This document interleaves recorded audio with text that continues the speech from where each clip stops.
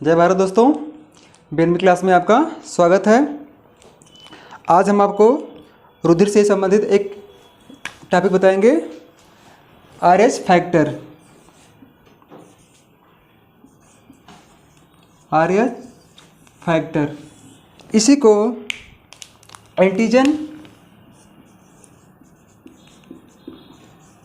Antigen अथवा प्रतिजन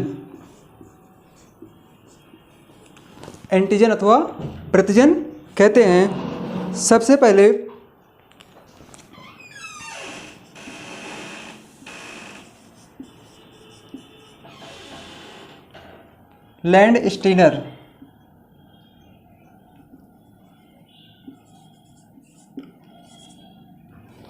land Steiner और बीनर।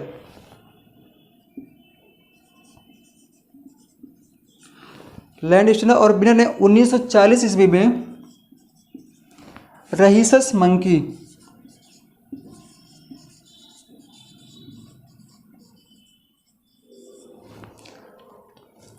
RH factor, इसी को एंटीजन या प्रतिजन कहते हैं। ये सबसे पहले लैंड स्टीनर एंड बीनर नामक वैज्ञानिक ने 1940 ईस्वी में रहीसस मंकी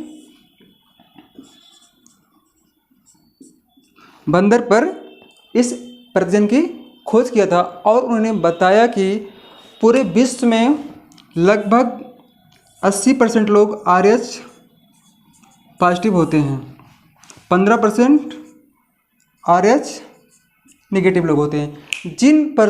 जिन मनुष्यों में ये प्रतिजन पाया जाता है उन्हें कहते हैं आरएच पॉजिटिव। जिनमें ये एब्सेंट होता है उन्हें बोलते हैं आरएच नेगेटिव।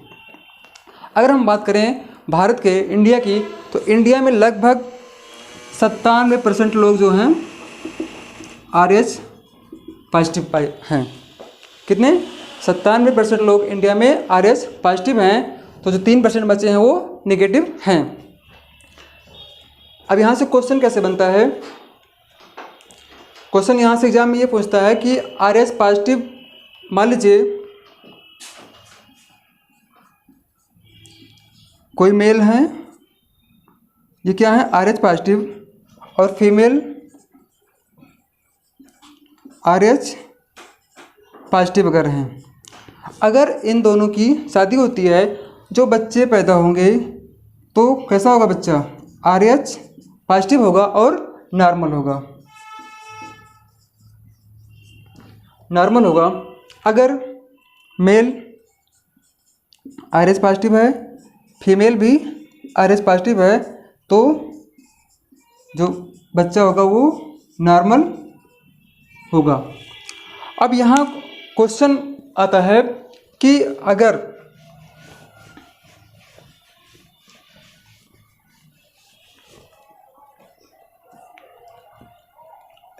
इसमें जो पहला बच्चा होता है आरएच वो तो नॉर्मल होगा, क्योंकि जो क्या है एंटीजन है। एंटीजन इसका विरोधी ब्लड में क्या होता है? एंटीबॉडी होता है।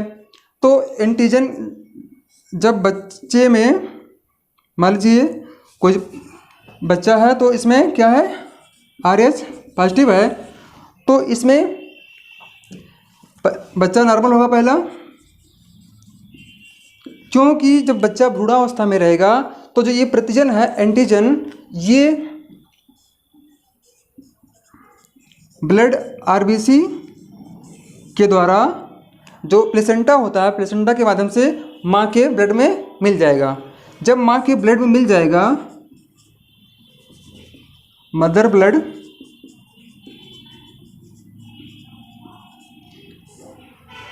में ये मिल जाएगा क्या? ये प्रतिजन।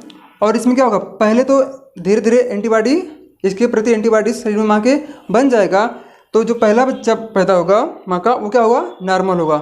लेकिन सेकेंड बच्चा जो होगा पैदा होगा उसमें तब तक एंटीबॉडी, उसमें क्या होगी?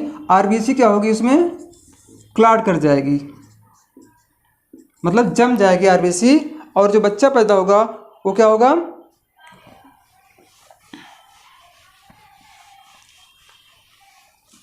इस टर्म को बोलते हैं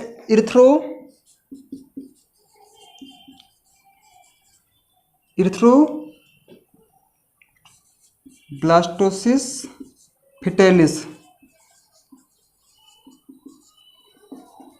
इरिथ्रोब्लास्टोसिस फिटेलिस बोलते हैं क्योंकि बच्चा जो है घर में ही, ये रोग जो RH फैक्टर रोग होता है, ये एक तरह का क्या है, ये जेनेटिक डिजीज है।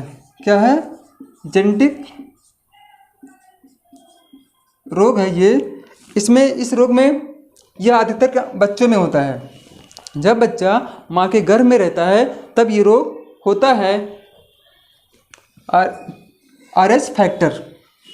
ठीक, इसमें जो है RH पॉजिटिव है, अगर RH निगेटिव है। ठीक, अगर इस RH निगेटिव को RH पॉजिटिव का ब्लड दे दिया जाए तो एम्ब्रियोनिक स्टेज में क्या होगा, एम्ब्रियोनिक स्टेज में माँ के गर्भ में जो है बच्चा रहेगा तो उसके जो प्लेसेंटा होती है, प्लेसेंटा से माँ के गर्भ में पहुँच जाएगा। और क्या होगा, बच्चे को जब ये RH पॉजिटिव निगेटिव से क्या होगी, माँ के गर्भ में जब ये पहुँचेगा तो बच्चे को क्या होगा, जॉन्डिस होगा। और बच्चे का जो शरीर है वो येलो कलर का हो जाएगा, अर्थात पीलिया हो जाएगा। और लास्ट में बच्चे को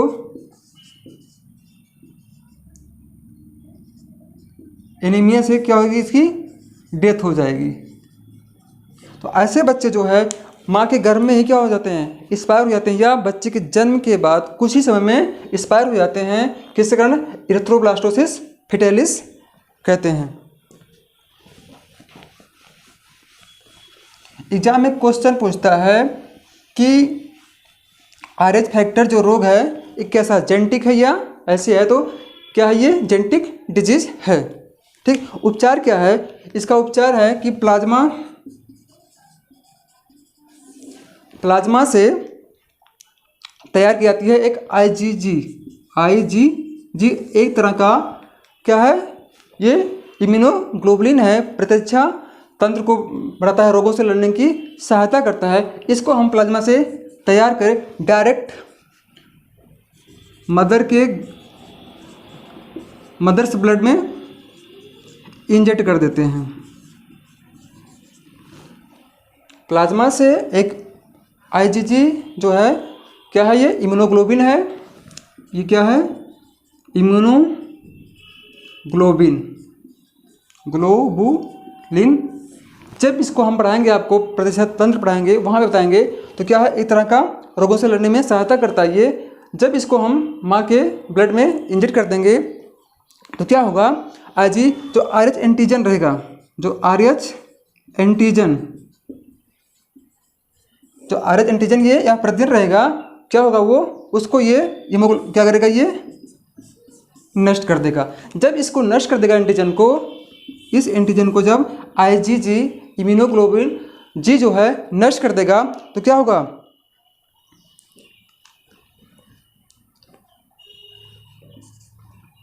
तो जो चाइल्ड होगा वो क्या होगा, नॉर्मल पैदा होगा। ठीक, ये है RH फैक्टर। अब हम बात करते हैं हार्ट से संबंधित कुछ डिजीज के बारे में। यहाँ से एग्जाम में अक्सर क्वेश्चन पूछ लिया जाता है। जैसे हम बात करें अगर हार्ट अटैक की,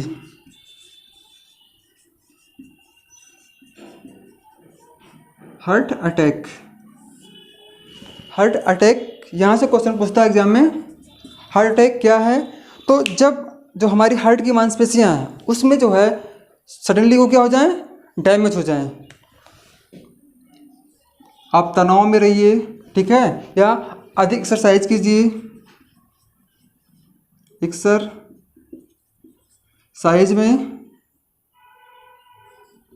तनाव में, एक्सरसाइज में, या कभी कभी शरीर में फैट ज़्यादा आप खाना खा लीजिए, ठीक है। और तनाव के कारण क्या होती है, इसे बोलते हैं हिंदी में हृदयाघात। हृदय पर घात लगना, तो तनाव में रहेंगे, अधिक आप एक्सरसाइज करते हैं तो क्या होता है, जो ये हार्ट की जो मांसपेशी जो मसल यहाँ पे हैं उनको क्या होती है, इंजर हो जाती हैं, वो अचानक सडन ये क्या हो जाती हैं, डैमेज हो जाती हैं। जब डैमेज हो जाएंगी यहाँ की मांसपेशियाँ, मसल्स या रुधिर जो है, इसको हार्ट को आपको ऑक्सीजन नहीं मिल पाएगा और हृदय घात हो जाएगी, धड़कना बंद होगा और चेस्ट में पेन होगा, और इंसान की अगर सही समय पे डॉक्टर के पास नहीं गया तो उसकी डेथ हो सकती है। ठीक। दूसरा एक टर्म है इसी में है, हार्ट से संबंधित है, हार्ट फेल्योर। हार्ट फेल कहते हैं, हार्ट फेल हो गया, हार्ट फेल्योर। इसके पहले था हार्ट अटैक, मतलब अचानक जो मसल्स हैं या जो रुधिर वाहिनियाँ हैं वहाँ की नष्ट हो जाएं। जब रुधिर वाहिनियाँ नष्ट हो जाएंगी तो क्या होगा, जो इसमें ब्लड की सप्लाई सही से नहीं हो पाएगी हार्ट में, और हार्ट हमारा ख़राब हो जाएगा और चेस्ट में पेन होगा। अगर सही समय पर उपचार न किया गया तो उस हार्ट अटैक से इंसान की डेथ भी हो सकती है। दूसरा है हार्ट फेल्योर, नाम से ही है, मतलब क्या, हार्ट फेल का मतलब होता है फेल हो जाना, मतलब काम सही से ना करना। हार्ट आपका काम सही से कब काम नहीं करेगा, जब यहाँ पर जितनी हमारे शरीर को जितनी ब्लड की ज़रूरत है उतनी जो है ये सप्लाई, ये क्या है, हार्ट फेल्योर। हार्ट फेल्योर क्या है, जितनी हमारे शरीर के आर्गन को जितनी आवश्यकता है ब्लड की सप्लाई,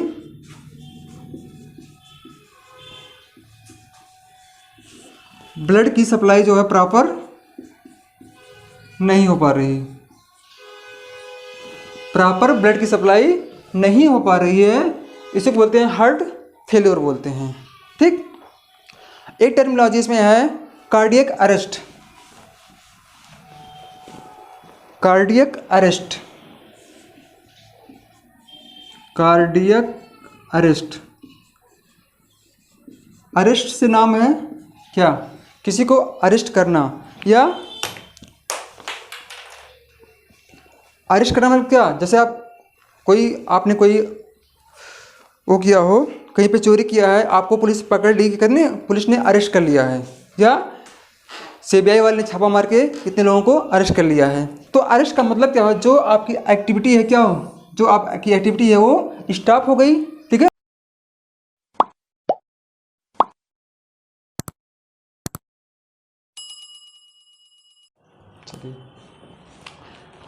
अगला टर्मिनोलॉजी है हार्ट फेल्योर। ठीक। कभी कभी क्या होता है कि हार्ट काम करना बंद कर देता है, इसी को बोलते हैं हार्ट फेल्योर। या जो हमारे शरीर के पार्ट हैं, आर्गन हैं, उनको उचित मात्रा में ऑक्सीजन नहीं मिल पाता है, ब्लड की सप्लाई आपूर्ति जो है बाधित हो जाती है, इसी को बोलते हैं हार्ट फेल्योर। क्या होता है हार्ट फेल्योर, कि शरीर के आर्गन को जितनी ऑक्सीजन की, जितनी ब्लड की ज़रूरत है उतनी मात्रा में पहुंच नहीं पा रही है, इसी को हम बोलते हैं हार्ट फेल्योर। क्यों होती है ये, अधिक जो है मानसिक तनाव में या अधिक परिश्रम करने पे, ठीक, ये हार्ट फेल्योर होता है। दूसरा टर्मिनोलॉजी है आपका एंजाइना पेक्टोरिस।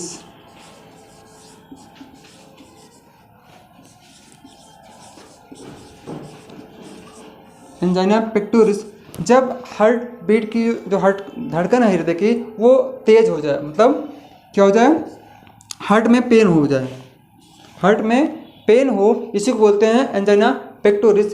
क्यों होता है ये कभी कभी तो मानसिक तनाव के कारण होता है, या जो है अधिक एक्सरसाइज कर लिया आप तब होता है, या अधिक आप खाना खा लेते हैं हम लोग, जो ब्लड वेसल्स हैं वो सही से काम नहीं कर पाती हैं, तब क्या होती है, हार्ट में बाएं साइड में हल्का सा पेन होता है, और ये पेन कभी होता है फिर रुक जाता है, फिर कुछ समय बाद होता रहता है, इसी को बोलते हैं एंजाइना पेक्टोरिस बोलते हैं।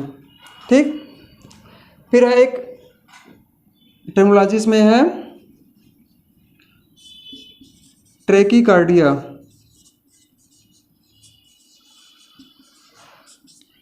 ट्रैकीकार्डिया एक ऐसी कंडीशन है, यहाँ पे जो हृदय की धड़कन है ये जो है बढ़ जाती है। मान लीजिए आपको हमने बताया है कि 1 मिनट में 70 से 72 से 75 बार जो है हृदय धड़कता है पर मिनट। यही जो है क्या है 72 से 75 से अधिक हो जाए, बढ़ जाए, इसी को बोलते हैं टैकीकार्डिया। दूसरी टर्मिनोलॉजी है आपकी ब्रेडीकार्डिया। ब्रेडीकार्डिया इसमें जो है हृदय की धड़कन जो है कम हो जाती है, इसको बोलते हैं ब्रेडीकार्डिया। कभी एग्जाम में पूछता है क्वेश्चन कि जब मनुष्य के शरीर में हृदय की धड़कन जो है बढ़ जाती है उस कंडीशन को क्या कहते हैं? टैकीकार्डिया। अगर जो है हृदय की धड़कन सामान्य से कम हो जाए तो उसे बोलते हैं ब्रेडीकार्डिया। एक क्वेश्चन एग्जाम में पूछता है एथेरोस्क्लेरोसिस। एथेरोस्क्लेरोसिस इसमें क्या होता है? जो हार्ट की दीवार है, खासकर जो धमनी है, धमनियों में जो होता है फैट, कोलेस्ट्रॉल,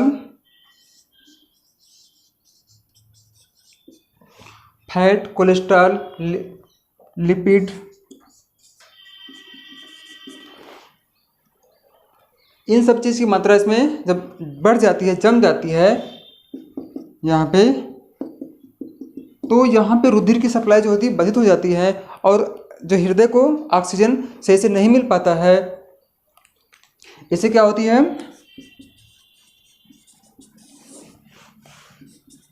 हार्ट जो है सही से काम नहीं करता है और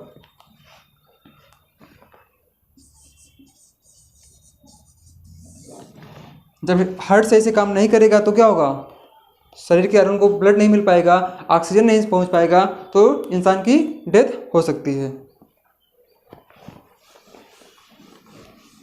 क्वेश्चन पूछता है कि एथेरोस्क्लेरोसिस होता किससे है? जब धमनियों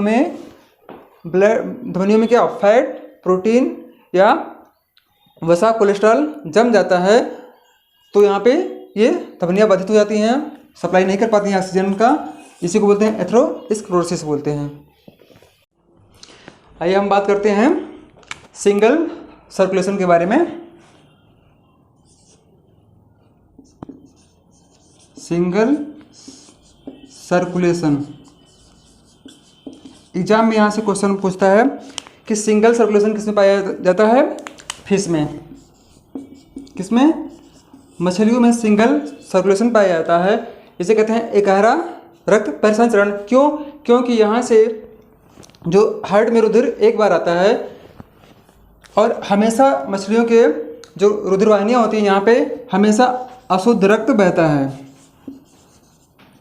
अशुद्ध रक्त हमेशा बहता है। ये क्वेश्चन पूछता है तो यहाँ पे एक ही बार साइकिल चल रही है, यहाँ से हार्ट से ब्लड आया गिल्स में, गिल्स द्वारा आपको पता है कि मछलियाँ सांस लेती हैं, जो पानी होता है, पानी द्वारा जो पानी में है ऑक्सीजन, गिल्स द्वारा सांस लेती हैं, पानी के साथ ऑक्सीजन आता है और ये बॉडी पार्ट में जाता है। बॉडी पार्ट से हार्ट में इस तरह जो है एक सिंगल सर्कुलेशन पाया जाता है। किसमें? फिश में। एग्जाम में क्वेश्चन पूछता है कि किस जीव में हमेशा अशुद्ध रक्त बहता है? तो मछलियों में। दूसरा क्वेश्चन सिंगल सर्कुलेशन किसमें पाया जाता है? फिश में। दूसरा प्रकार का होता है डबल ब्लड सर्कुलेशन, दोहरा रक्त परिसंचरण।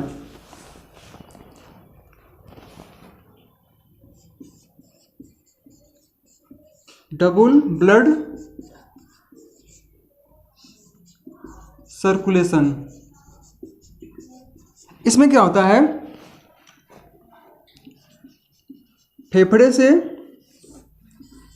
जब ऑक्सीजन बाहर से आता है फेफड़े में, यहाँ पे हीमोग्लोबिन से मिलने के बाद जो हार्ट का 4 चैम्बर हैं, left auricle, left ventricle, right auricle, right ventricle, यहाँ से जो पल्मोनरी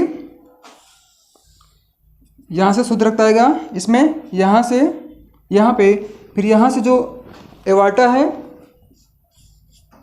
एवार्टा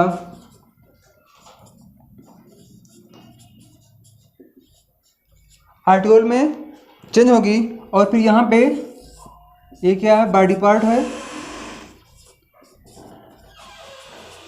बॉडी पार्ट, यहाँ से ऑक्सीजन आया, और इसी ऑक्सीजन में जब शरीर कोशिकाएं ऑक्सीजन ले लेंगी तो CO2 बनेगा, वो वेन्स द्वारा राइट आर्किल में आएगा, राइट आर्किल से यहाँ पे वाल्व लगी होती हैं, वाल्व से राइट वेंट्रिकल में आता है, राइट वेंट्रिकल के बाद